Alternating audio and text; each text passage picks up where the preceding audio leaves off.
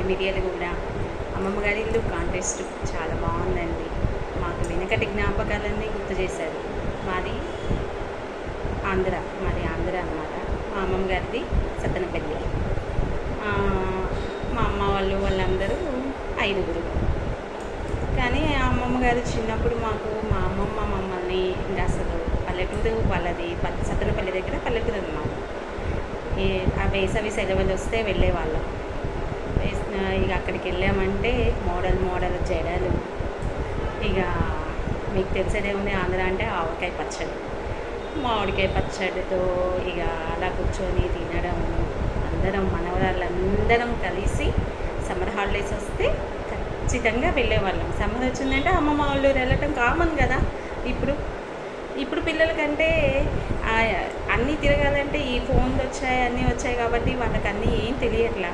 మా రోజుల్లో అయితే ఎంత బాగా ఎంజాయ్ చేసామంటే ఆ పల్లెటూరు వాతావరణాలు అవన్నీ చాలా బాగుండేవి.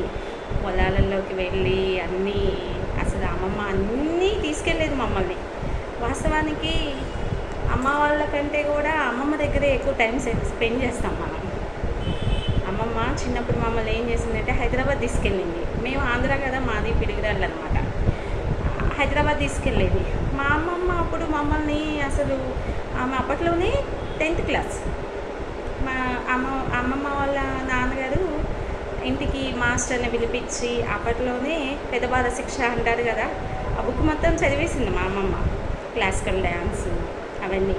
ఆమె ఏంటంటే మనవరాళ్ళు కూడా అన్నీ నేర్చుకోవాలి, చేయాలి, నాలాగా ఉండాలి మా మనవరాళ్ళు అని చెప్పేసి మేము 5గురం అక్క చెల్లెళ్ళం.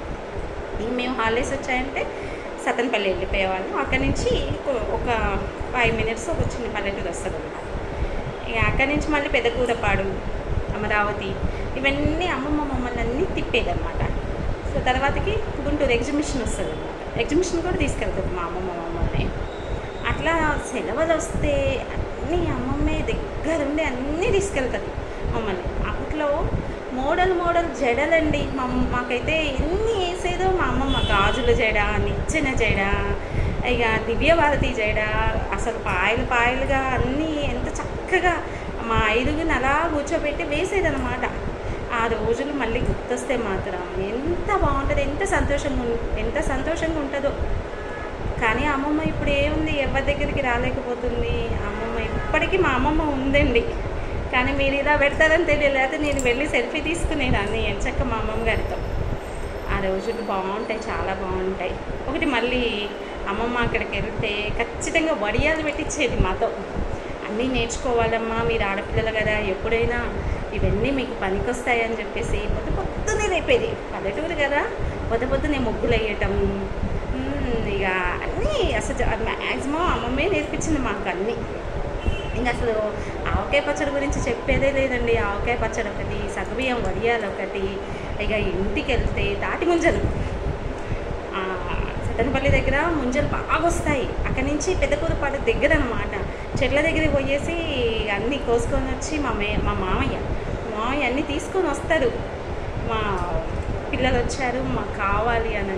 ఒకటి మళ్ళీ మామిడికాయలు కూడా తీసుకొని వచ్చేవాళ్ళు. ఆ మామిడికాయల కోసం కూడా కొట్టుకునేవాళ్ళం మేము. మాకు కావాలని చెప్పి ఆ పల్లెటూరు వాతావరణంలో అన్నీ న్యాచురల్ ఫుడ్ అన్నీ తీసుకొని వచ్చి మినిమం 10 రోజులు ఉండేవాళ్ళం. విసుగు అనేది ఉండదు. మధ్యాహ్నం అయితే అష్టాచమ్మలు, వానగుంతలాట, మళ్ళీ పాంపటం, అవన్నీ మంచి ఆటలు. అమ్మమ్మ వాళ్ళ ఇంటికి వెళ్తే అన్నీ గేమ్సే, అన్నీ ఆడుకొని ఆ సంతోషాలు అవన్నీ. సాయంత్రం అయ్యాక మళ్ళీ మిద్ద పైన అందరం పడుకోవడం, ఆ చందమామ కథలు అమ్మమ్మ అన్నీ చెప్పేదన్నమాట. ఇక ఎప్పుడు వేసవి సెలవులు వస్తాయా, ఎప్పుడు మా అమ్మమ్మ వాళ్ళ ఇంటికి వెళ్ళాలా, అలా ఉండేది అప్పట్లో. మళ్ళీ ఇంకొకటి అండి, మా అమ్మమ్మ మాకు చీర కుట్టించింది చిన్నప్పుడు.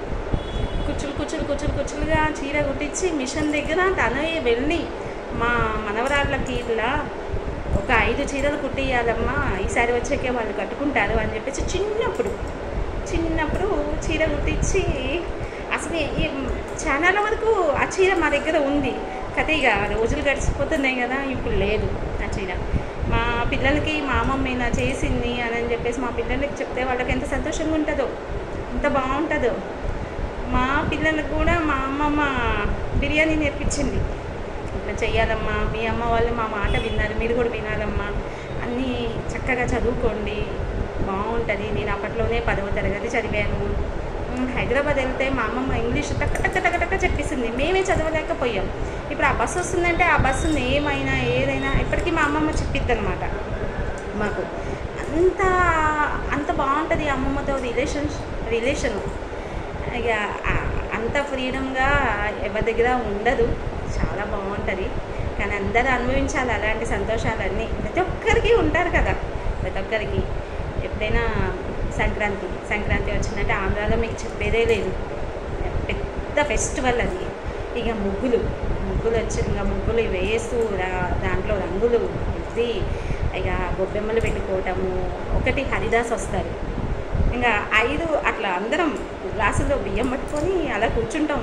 వస్తారని చెప్పేసి హరిదాస్ వస్తే ఇక బియ్యము, కూరగాయలు, చింతపండు, పండ్లు అవన్నీ, ఆ గంగిరెద్దు అవన్నీ వస్తాయి కదా. పల్లెటూరు కదా, మరి ఆంధ్ర కదా.